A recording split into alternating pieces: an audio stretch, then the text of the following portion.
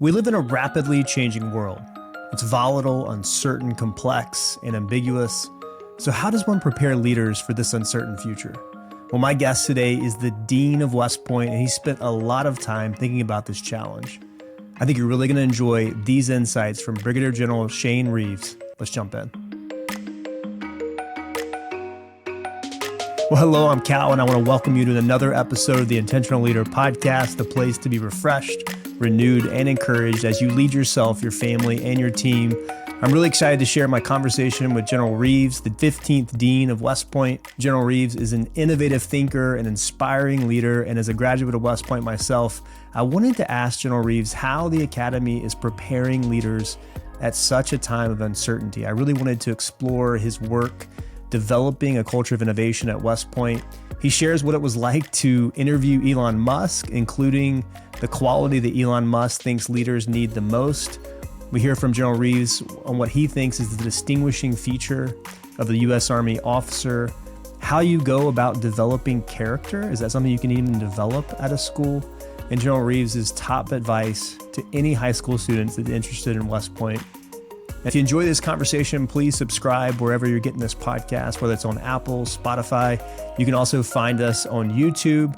And without any further ado, please enjoy my conversation with General Reeves. Please note that the views expressed on this podcast are those of the participants and do not necessarily reflect the official policy, position, or endorsement of the U.S. Army, the DoD, or the U.S. government. General Reeves, welcome to the Intentional Leader Podcast. Thanks so much for being here.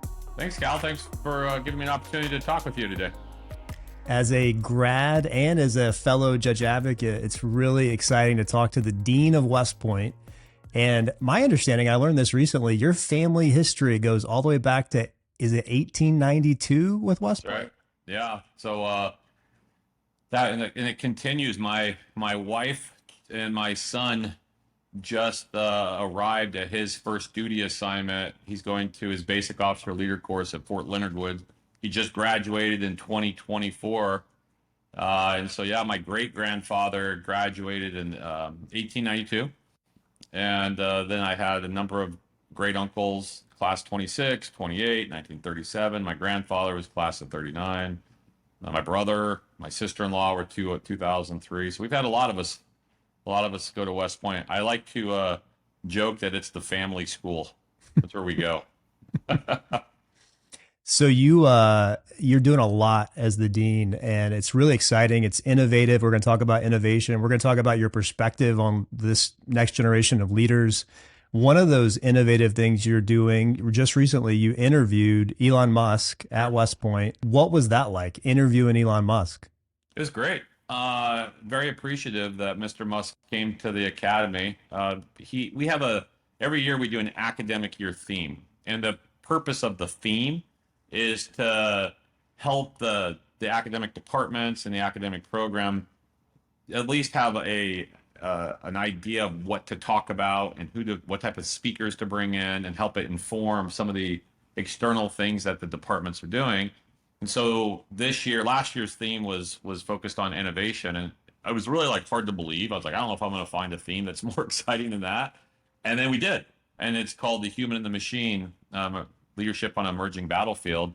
And there really isn't somebody who's a more impactful thought leader in multiple industries that are influencing that theme, whether it's Neuralink, but also fascinating conversation with him about his what drives him to focus on interplanetary travel, and where he sees that going and why he wants to do that. His ideas on how tech is changing the battlefield. And so I was very appreciative that, a man that's that busy was willing to come here and talk to cadets and faculty, very much focused on this theme. And it wasn't just about the intersection between tech and the human. It was also about how he sees the future when it comes to technology evolving, and really how quickly things like artificial intelligence and drones are going to change how we fight, and maybe even more importantly, how that type of technology is going to change society. And so his conversations on some of these things about how do humans and machines interact and remain aligned when it comes to values, the law, ethics, and is that possible, or is that not? Because there is a lot of, whether you believe this or not, there's a lot of indicators that the collective intelligence of the various artificial intelligence are starting to gain steam. And in his thesis is that it's not long until the collective intelligence, which he calls the super intelligence, surpasses the ability of humans to remain basically in the loop because things will be moving so quickly. So, to say the least, it was absolutely fascinating. And to give you a small indication, I don't know the last time cadets voluntarily got into a dress uniform and came to a lecture. And Wow. my call was completely packed because they wanted to hear what he had to say. And so it was really impactful and it was really important. Wow. So it was voluntary. Yeah, that's amazing that you're bringing people of that caliber to West Point to help drive thinking.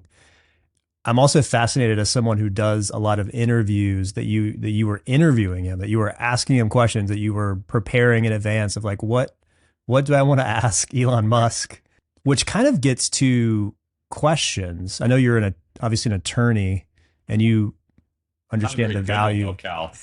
Not like you. I don't know, sir. The dean, that's pretty. We'll take it. We'll take it. Representing. Um, what do you? How do you think about that? How do you think about preparing for those interviews, and how do you think about questions, like good questions? Mhm. As here I am trying to ask you some good Yeah. questions. I'm curious to ask someone who does a lot of interviews and thinks about creativity, innovation. How do you think about that? How do you think about asking good questions and how that It depends on leads who to I'm talking. innovation?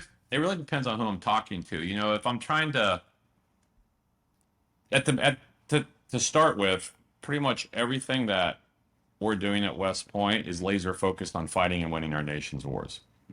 Period. Like what, and are we doing what is necessary to prepare the cadets and the faculty to be able to lead, and not just lead, but to and compete, but to win in a quickly shifting environment. And so when I think about the questions, half the time I'm just thinking about like, what would I want to hear him say? But the other part of me is saying, what does the audience need to hear from this individual that would be relevant from their background that can help them think through what either the future of the battlefield is going to look like, or it's going to think about how we can help the Department of Army prepare for the future, or how do we start to influence the thinking process of our cadets? Because so much of what we say about our graduates is our job. Like we have a really important job, which is to provide them the intellectual foundation so that they can successfully navigate complexity and uncertainty and ambiguity. And you're not going to do that by, either giving them, speakers that are bland or boring. And you're also not going to do it if you coddle them. Like you're just not going to do it. So you have to push them and challenge them. And you can't do that unless you're asking some pointed questions or some questions that can at least help them think through maybe situations or circumstances that they haven't really thought yet. One of the things that we're increasingly thinking about is how the differential or the difference maker for the American officer is their intellect, but Hmm. that takes hard work to develop that intellect, and so that comes through the academic program, that comes through challenging them in the classroom, but also comes through experiential and projects-based learning, which we can talk about more. But I also think it's having them hear from relevant thought leaders on various topics how they approach problems, what are they thinking about, what keeps them up at night, what are they worried about. And so that's how I frame the questions, and what I want to talk about is I'm like, basically, if it's Cadet Reeves sitting in the audience, how am I going to make Cadet Reeves better on behalf of the nation? You said that, I think you said that the distinction of an officer, an American officer, is their intellect. Yeah, I think that is the distinction for the American officer. Actually, the distinguisher for the U.S. Army is this: it's the innovative and creative and entrepreneurial approach to war fighting that has defined the United States Army, and that really is derived from our officers with their great non-commissioned officers um, working through and solving problems. So here's an example. When the Russians continued the invasion of Ukraine in February 2022, and I always qualify that. Russia invaded Ukraine when they went into Crimea and occupied it in 2014 under the, that's under the legal definition of occupation, like they occupied.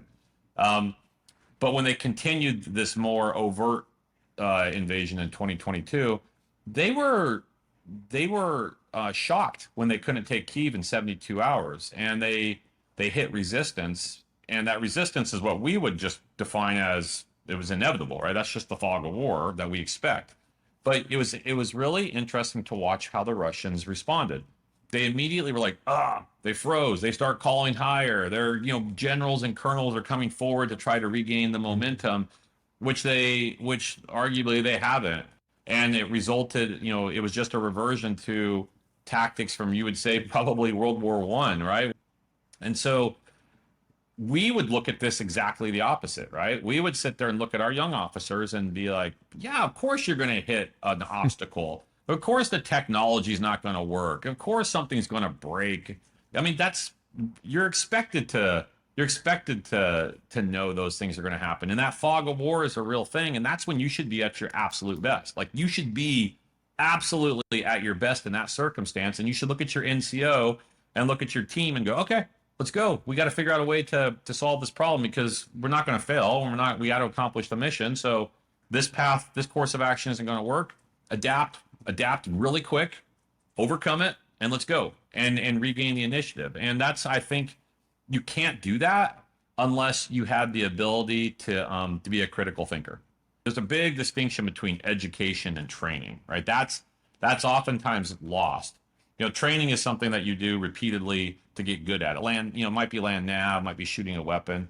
In the classroom, education is completely something different. Education is trying to develop a young person's mind. It doesn't have to be a young person, but trying to develop a person's mind so that they are not so binary in how they view the world, that they start to see nuance, they start to see different perspectives. And then they may disagree with that perspective, but they can disagree in a way that's objective and based on evidence, but it also might refine their own thinking process. And so we are consistently trying to get cadets to become more sophisticated in how they think about problems and how they approach issues. And there's a really tangible, practical reason for that. It's because we need to create critical thinking, innovative young officers who can regain the initiative when they hit a wall. And that really is, I think, the big difference. So obviously I'm biased, I'm the dean, but it's very much about, I think, the intellect of the U.S. Army officer, and the intellect of the U.S. Army is really the big distinction. And we're going to come back to innovation, but give us a sense, because you have a unique perspective of this generation of cadets that are coming through. How are they the same? How are they different? What are you seeing? Because I think there's a lot of leaders who are just now starting to engage and lead teams that are filled with this generation of leader that you're seeing right there at West Point. What are they like? Well, the first thing I would say is, if anybody really has a concern about the future of the Army or the country, hang out with some cadets for a while, and you feel a lot better. You really, really do. I think this group of young people. There was a distinguished visitor here last week who was brought to tears by watching the parade, and I was like, why are you what brought you to tears? He's like, I just can't believe there are 4,000 young people who are willing to volunteer like this. And they're very, very talented, and they can do lots of different things. And so whenever I get asked that question, I'm like, the first thing you have to know is that this is a really talented group of young people, and I would put them up against anybody in any situation. They don't like to lose. They're motivated. They're purpose driven. They're idealistic. Values aren't cliches to them, right? When we talk about the Army values like loyalty and duty and respect and selfless service and honor and integrity and personal courage, those mean something to them. They're driven. They want to actually they want to serve because they want to be at the tip of the spear when the challenge comes. Like when the really difficult issue is in front of them, they're like, put me in. Yeah, I'm ready to go. Like they want to lead. Like they really want to lead. They're not scared of it. And so I say all that to say that they are quantifiably extraordinary, right? Whether it's like standardized tests, their physical scores on ACFTs, et cetera, et cetera, et cetera. If I was going to say what might be different between, say, 30 years ago and now, sometimes that purpose and that motivation can mean that they are a bit more regimented in the plan, right? They're like, they have like, I want to do this, and I want to do this, and I gotta, I gotta be at this point and this point, versus just saying, hey, enjoy the journey a bit and you'll get there. And so just trying to bring them back from being, too focused on a certain result, or something that might be a perceived accomplishment, and help them understand that it's really more about the journey that's impactful and important. And I think the other thing is it's impossible not to note that um, the the like social media and those things have influenced our entire society, and the cadets that come to West Point come from society, and so that is part of their existence, right? They are, as many people will say, they're digital natives at this point, right? Like I remember, the ability of my dad to like take the phone off the hook during dinner and put it down so no one can call us.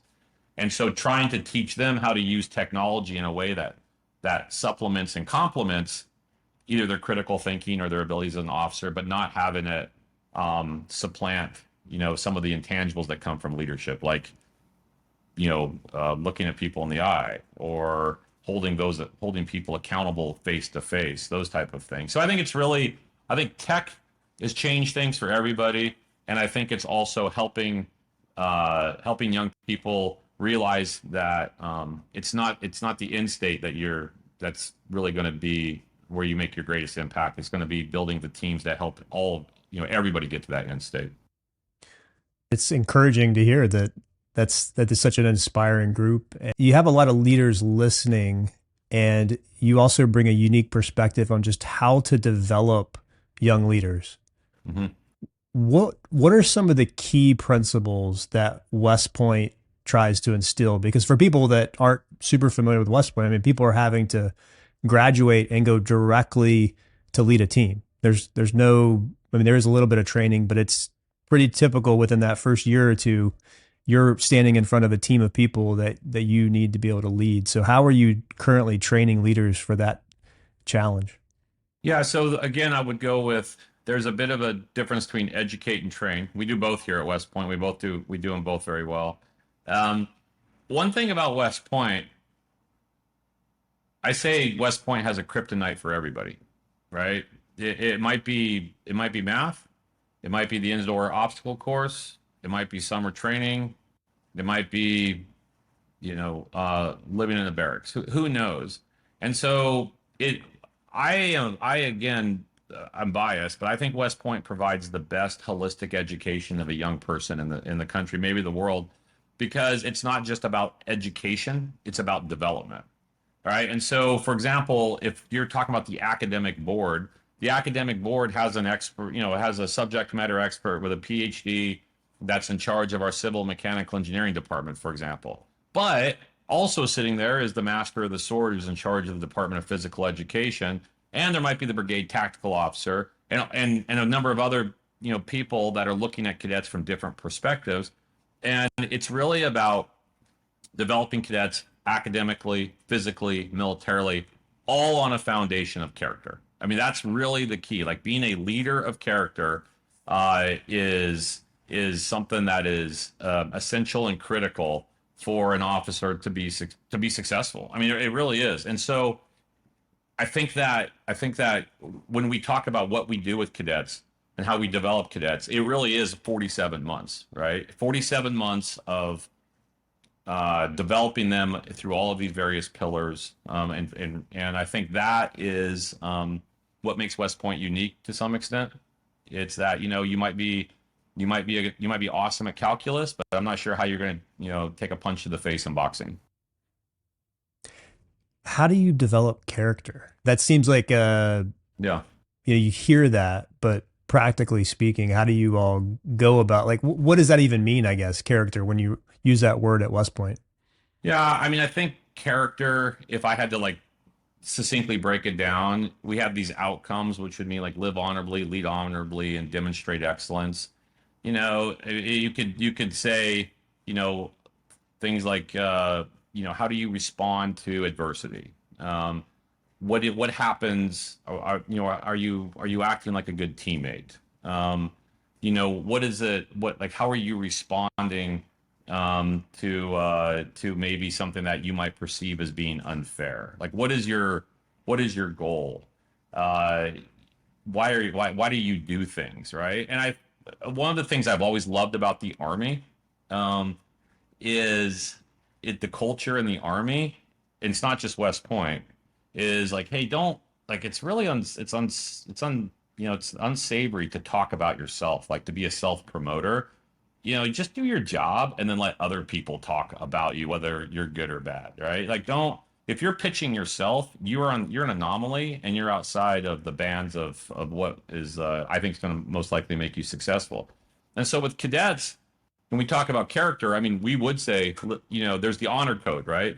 A cadet will not lie, cheat, or steal, nor tolerate those that do. But that's just the baseline. That's just the baseline. That's an expectation. That's where we start. That's not the end.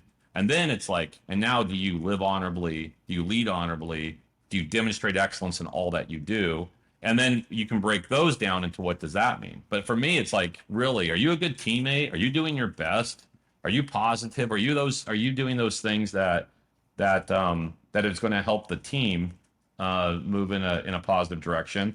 And if you're really just focused on yourself, then you're probably in the wrong business. Give us a picture of, I guess it would be firstie, so senior Shane Reeves. Yeah.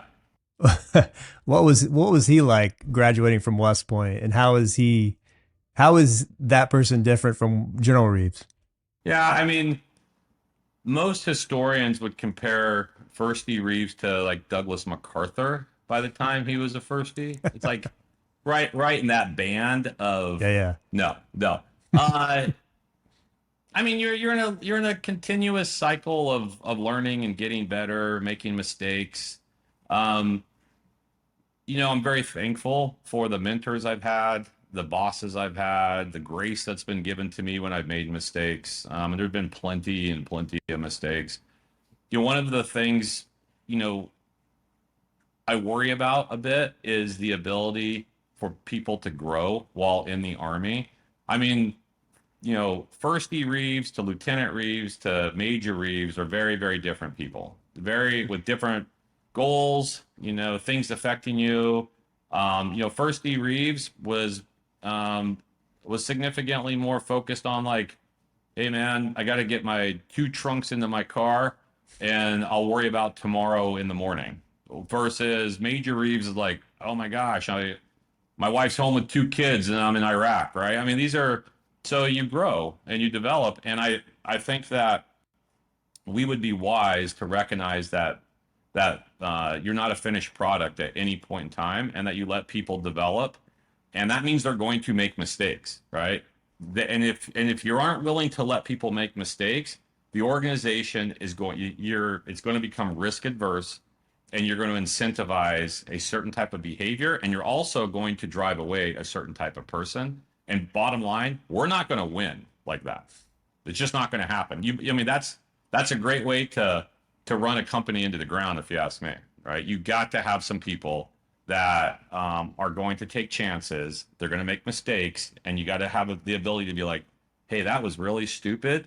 Let's do better next time." But it doesn't mean that they should be shown the door. You'll appreciate this, sir. I recently taught a class at the JAG school, so the Legal Center and School in Charlottesville, Virginia, to our grad course. So these are kind of our mid level. They're majors. They've been in the Army for about 7-8 years, and we're really talking to them a lot about mindsets, about having a growth mindset. And one of the classes I taught was the science of failing well. Hmm.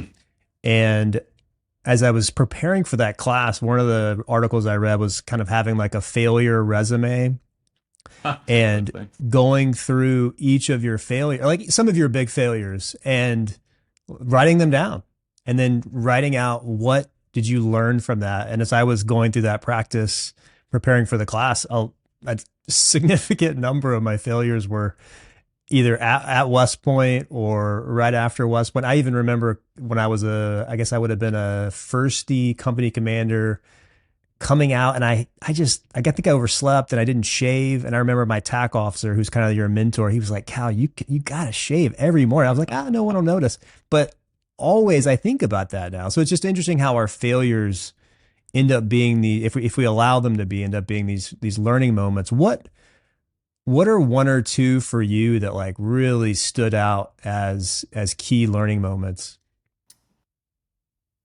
One of the big ones would be as a captain, I was advising a brigade commander, and it was a dispute he and I had. It wasn't a dispute. He was the boss. I was the lawyer. I give advice. He makes the decision. But we disagreed on an interpretation of the rules of engagement, and and he made a decision different than I advised.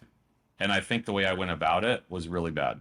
I think that there would have been a much smarter way to have tried to have advised him. And I always look back at that as a real learning experience where basically in my mind when I look at it from my perspective now, I put him in a box in front of a lot of different people, taking away his decision space versus try to have approached it a different way. I won't talk about the specific incident, but it was a targeting incident, and so I think that when I think about that, I'm like, you know, that's like a singular moment.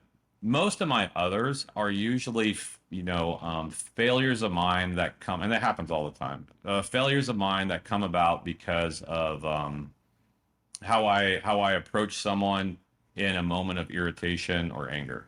And I have still never learned to like wisely take a moment before I say, and usually it doesn't mean you're wrong on the substance, but you still lose because of how you approach it. And the amount of time and energy I have expended in my life cleaning up my own messes is amazing. Like I'm like, man, that was so stupid, right? Like, why did I do that? And so I am consistently, constantly trying to like, okay, how should I do this better? What can I do better?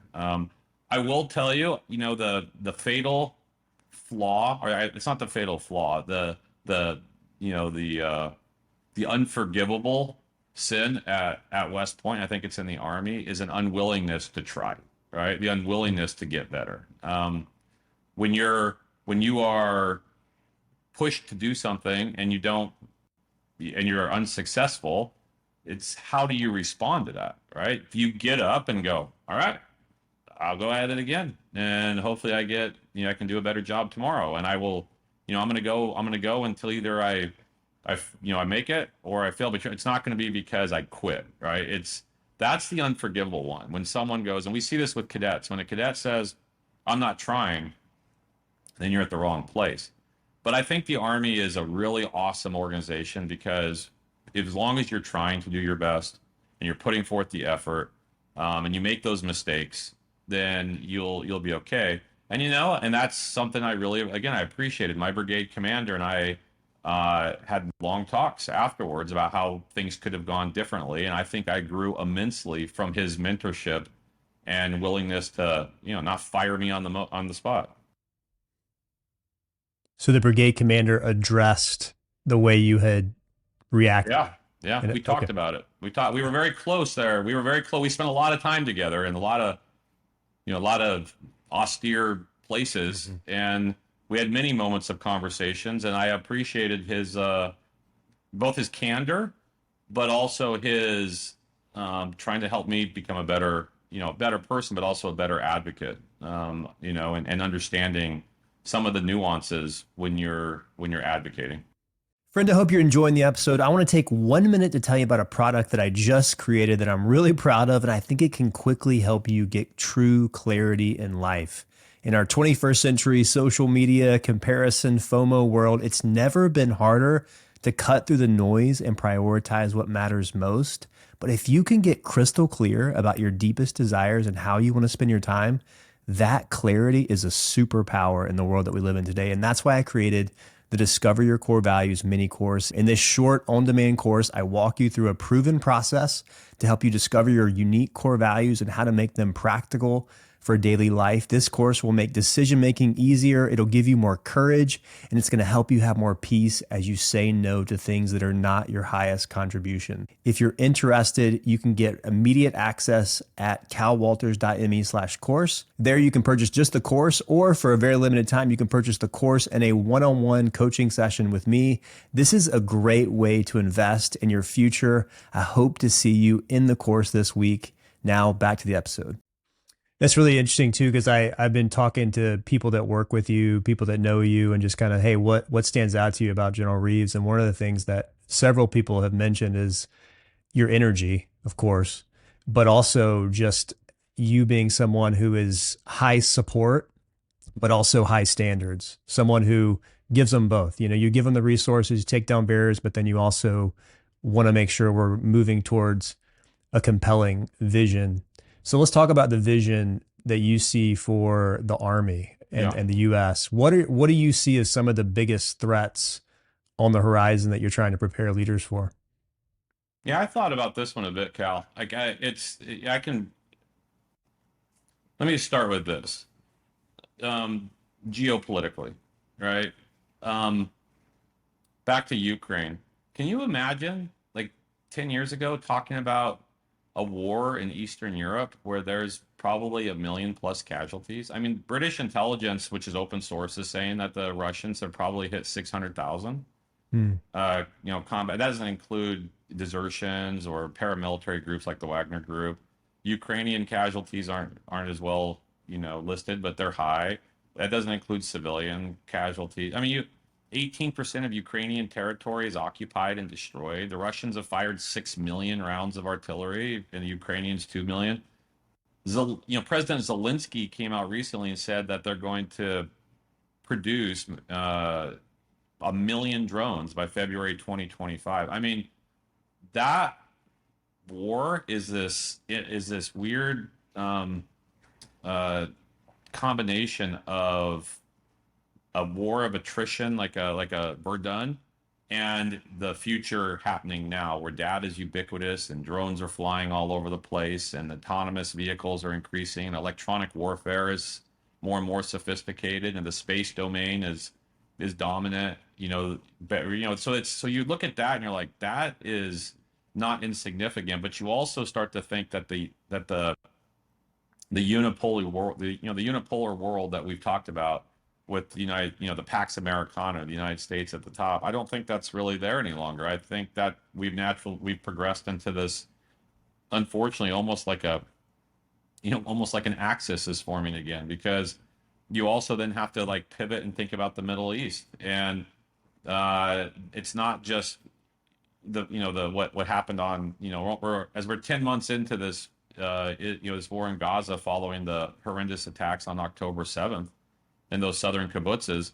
That war is expanding dramatically, and you've got a affiliation between Hamas, the Houthis, Hezbollah under the umbrella of a nefarious actor like Iran. And that you put that together, the Middle East is in a increasingly on fire, right? But what's really being noticed is how Iran and Russia are working together in terms of industrial base and technology sharing, intelligence sharing, etc. And that doesn't even talk about China, right? Where you've got a 71-year-old Chairman Xi who says, I'm going into Taiwan on my watch, and there's no doubt they're watching what's going on. I actually did recently do a fireside chat that we turned into a podcast with General H.R. McMaster. Mm-hmm. And he laid out some of the things that we should be looking for on the Chinese mainland across from Taiwan. But I mean, like it's getting dicey out there geopolitically. And I think that as happens, that when push comes to shove, the United States is going to rightfully turn to the United States military and the United States Army to go do what we do, which is fight and win, but in extremely difficult circumstances where technology is is prevalent, we're going to be expeditionary over very long distances against opponents that maybe have, well, definitely have demographic advantages, maybe economic parity, um, and uh, and so that's you take into the geopolitical environment. But on top of that, we have domestic challenges, and those domestic challenges range from a demographic decline, a lower propensity to serve, a smaller population of those that are capable of serving under current standards, and maybe probably one of the most politically divisive times, at least in a very very long time. And then you have to take into account again technology and how we have started to really move into this age of AI.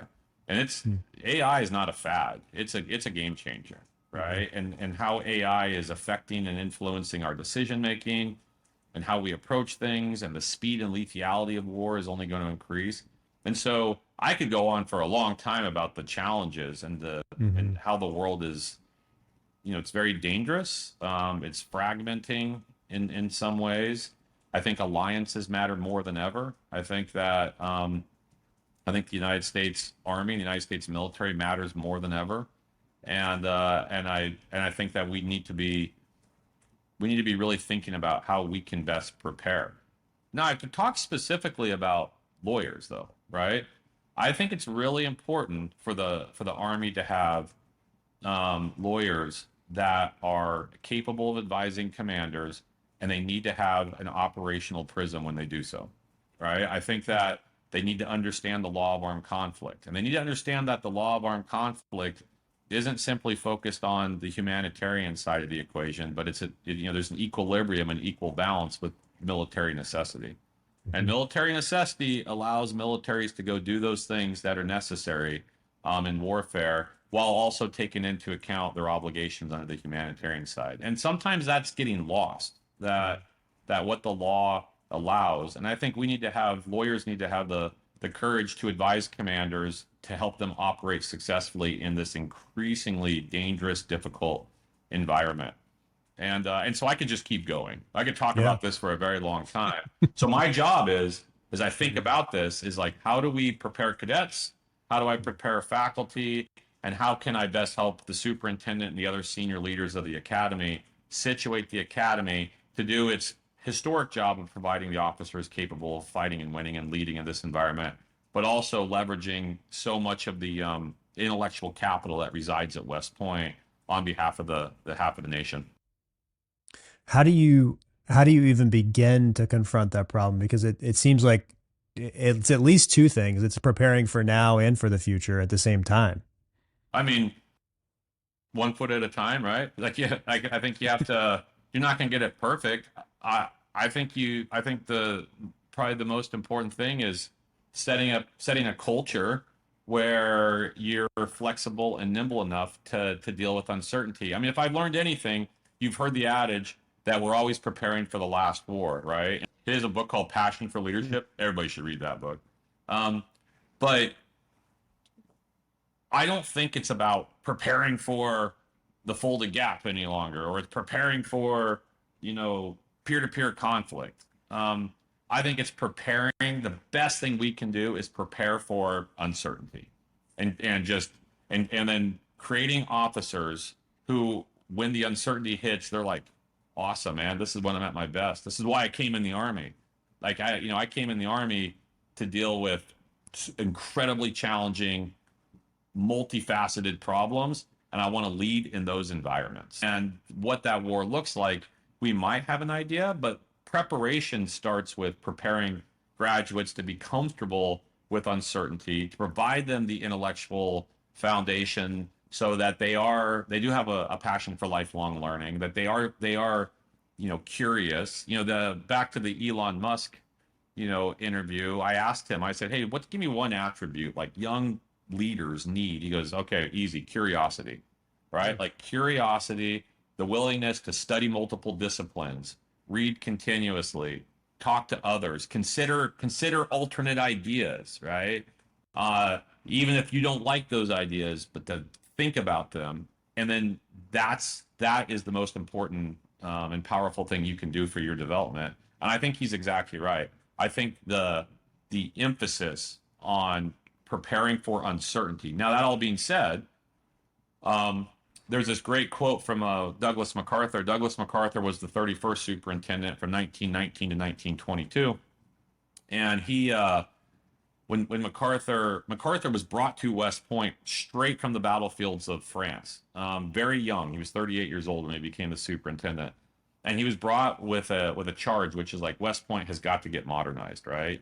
Because they knew, there was already discussions like, this is like war has changed dramatically. Aircraft, submarines, the industrial revolution, how it expanded warfare from the Napoleonic tactics on in a confined space to all of society, et cetera, et cetera. So MacArthur gets to West Point and he starts to implement changes. And he has a great quote that I use, which is he said, "Hey," basically he's talking to the senior leaders at the academy. He goes, "We're really good at preparing cadets for the past, but how long are we going to prepare for the War of 1812? Like, it's time to think." And I think that he's right. Like, I'm not, you know, my job isn't to prepare cadets for Iraq and Afghanistan or the Persian Gulf War. It's not. My job is to prepare them for something new and something different, most likely worse.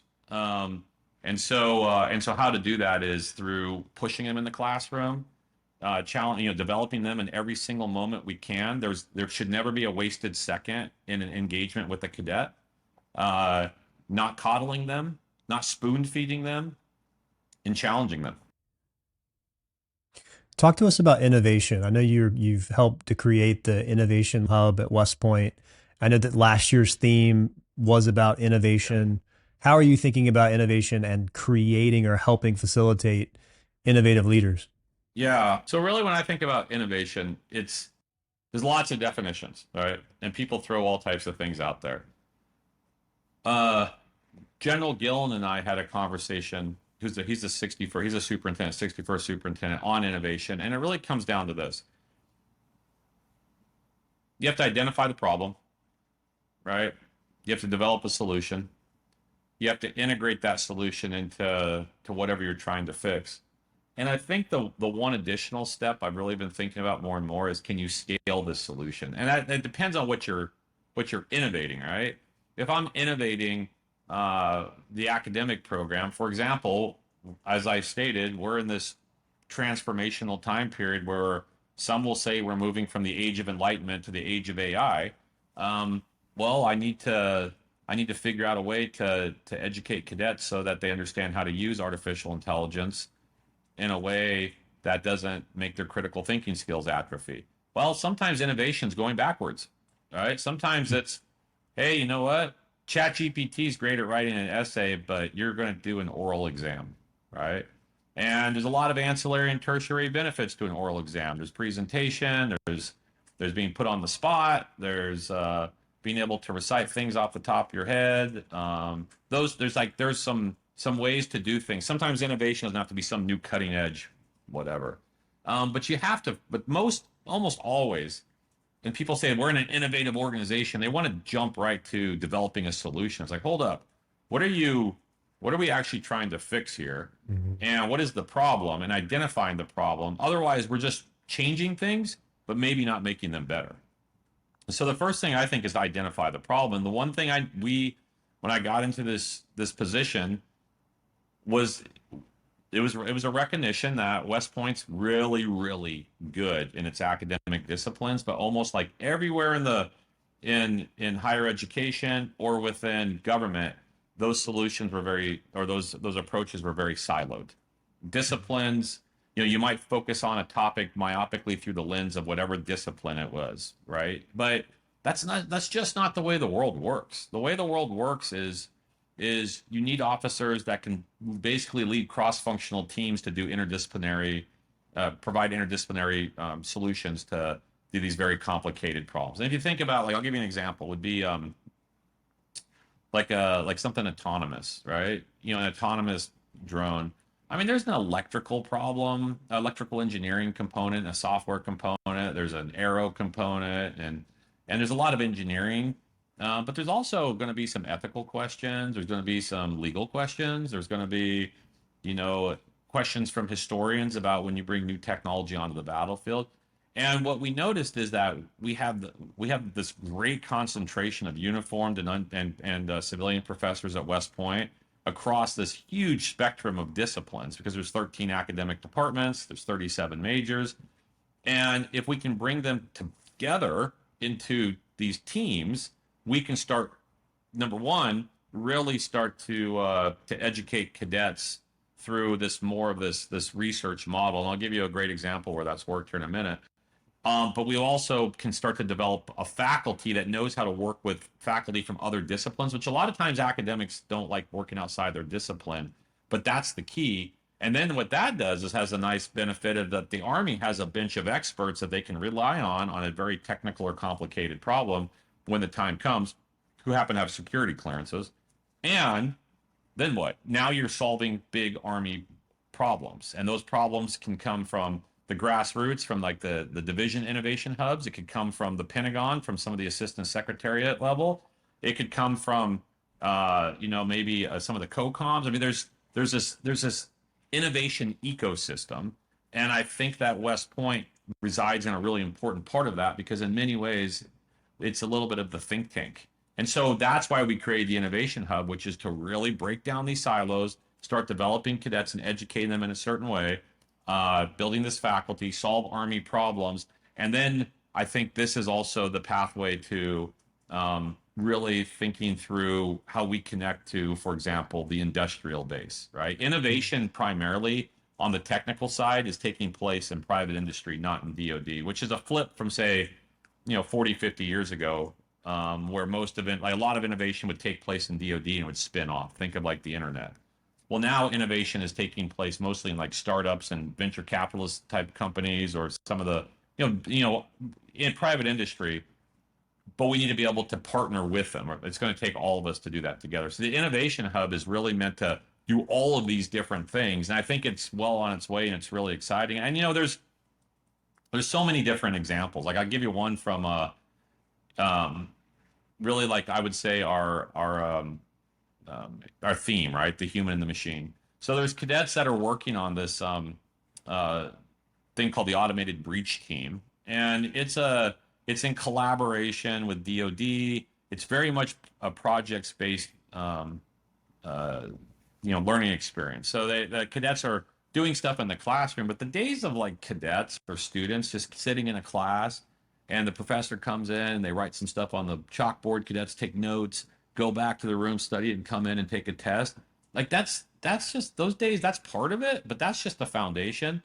Really what's pushing the cadets and developing the cadets and making them into the thinkers that I'm talking about is doing really difficult collaborative projects with each other and their faculty on a problem where the solution just isn't really clear. And so the automated breach team is really created this, and it's pretty cool, this innovative breaching technology where they rely on a robotic arm to be able to breach an obstacle. And the purpose of it is really, you can see it increases survivability of the humans. It's also leveraging technology, but it's also a bit more effective. And so they've gone through they've created an entire apparatus. They've been really working with partners, external to West Point to do it. And now you have this cadet team with faculty, with DoD, creating an innovative project. And as a result, you've got cadets who are thinking differently, and you've actually got something pragmatic and practical made. How's West Point addressing, you mentioned it a little bit with AI. How are you navigating that from a student perspective in terms of the use of it in an academic setting? So technology always wins, Cal, like always. All right. I always tell this story. Pope Urban II, who he launched the first crusade. During the time period, crossbows became a thing, and crossbows were really effective about piercing armor, and it was somewhat upsetting the society, right? Because society was very much revolved around knights and other those things, that basically the apparatus around knights. And so the Pope Urban II was like, these crossbows are upsetting it. They're banned. And anyone who uses a crossbow, you are excommunicated. So what did everybody do? They're like, go get a bunch of crossbows. These things are awesome. And we've seen this so many times. You know, you can look at some of the, really since 1868, which is the St. Petersburg Declaration on Exploding Ammunition. Since that point in time, there have been efforts, oftentimes, to either prohibit or ban certain tech, right, or things on the battlefield. And the ones that seem to work are when it's a bit balanced. But sometimes there's just like, we're going to ban submarines, we're banning airplanes, we're banning, and it just doesn't work. Like, it just doesn't work. And so artificial intelligence is here. It is part of our society. Our officers better very quickly learn how to leverage AI, um, because our adversaries are. And I think that AI can give us advantage uh, without our critical thinking skills atrophying. I've said that before. What I mean by that is you still have to know how to read a map, but it would be stupid not to use the tech that would make that go quicker, right? It's like you don't need to do long division if you have the tech that allows you to skip that. Well, I mean, I think the Army's in for a rude awakening. I mean, I'm not sure that a lieutenant needs to sit around and write an op order when generative AI does it in 2 minutes. And it does, because I've seen it, right? You can do boom, boom, boom, boom, boom. You have your 5 paragraphs, and it's probably as good or better than, what. And so do you really need like all the planning time cycles that we've always talked about? I don't know, right? Is there, how does the MDMP process work when you've got AI that can probably let you skip some steps, right? I don't. So the point is that we're embracing it, and we're embracing it in a way that we are bringing it into the classroom in different ways, right? Every discipline's a little bit different, and we need to figure out how to use it. And so it's a very difficult question though, because the concern is that AI, and there's various forms of AI, are increasingly able to do things quicker and faster, um, making it likely that if you're not paying attention, you won't know how it's working. You'll have no idea why it's doing the things it's doing, and you'll become overly reliant on it. And that's very much becomes a single point of failure in a military operation when there's also a high likelihood that you might not have access to tech for the very reasons I just described. So we're trying to make sure our cadets have the intellectual ability to both use it, but also be independent in how they think. Well, I know I'm running out of time with you, and I really, really appreciate your time. I want to ask you a couple quick lightning round questions if we have a few minutes left. Um, Top habit, routine, or ritual that for you has made the biggest positive difference? Habit, routine, or ritual. Um, I keep a little notepad by my bed and just write down random ideas, and then I can't read them in the morning, but it makes me feel better. Is it just a little like a hard copy notebook we're talking about here? It's actually a little pad of paper and a big heart. No, I don't know, just random pieces of paper. I love it. I love it. Most influential leadership book. I'm a recency and primacy person. I just read a book by William Manchester called American Caesar. Absolutely unbelievably awesome. Loved it. It's very long. It's older. Fantastic book. But the one I described earlier, Robert Gates' Passion for Leadership. That book is filled with nuggets. Like, I'm not one who highlights books. I highlight the heck out of Secretary Gates' book. So in terms of reading, do you do audiobooks and hard copy books? No, I just do hard copy, and I usually am reading about 5 or 6 things at a time. So I'm reading right now. Uh, like I said, multiple books. I just finished Andrew Roberts' book on Churchill. I'm reading The Fall and Decline of the Roman Empire. I'm reading, but I don't usually read much fiction, though. I think I'm going to start reading Dune because I've never read Dune. Mm. Have you seen the movies? I love them. Love the movies. I Kidding love them too. Top parenting advice.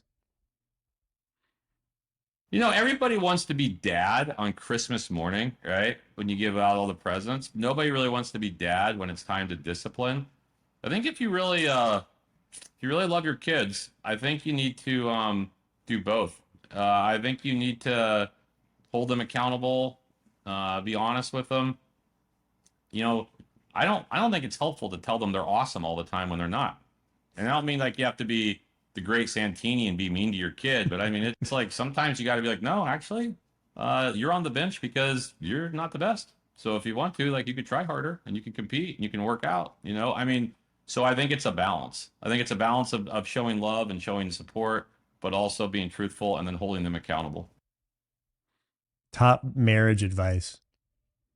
Don't keep a score on stuff. Like, don't, you know, if you're there, I don't know, if you come into the kitchen, the dishwasher needs to be empty, just empty it. Hmm. That's good. That's real good. What are you most excited about right now as a dean? I'm you're gonna be like, of course, the United States Military Academy. I think West Point is um, evolving and transforming quickly. I think it is an increasingly important institution where it resides in our country and in our army. I every single day there's about 10 things I don't get to because it's you just there's so many things that we're doing here that I think are impactful and important. And again, I've been really fortunate, Cal. Like, I feel like I have some of the greatest people in the world working with me. Like, I do not. Every single person is driven. Every single person wants to do the right thing. We might disagree. There might be passions behind that disagreement, but I don't ever question anyone's motives. And that was something I always loved about the JAG school too. Like, I loved teaching at the JAG school for the same reason. People were unbelievably awesome, loved the mission, knew it was important. And I don't know if a lot of people, understand that about the Army. That there's a lot of people that live those lives of quiet desperation out there because they don't feel it. They don't feel meaning and they don't think what they're doing is impactful or important. I am never bored. Not one second of my day am I bored, and never once do I doubt what I'm doing is important. And so I feel really fortunate to be able to do those things that I know are important, and I get to do that here at West Point. It is an interesting combination of qualities of really talented people, but also really good teammates. That's my Army experience. Last question, sir. You're talking to a high school freshman. They really want to go to West Point. What's your top advice? Like, great choice.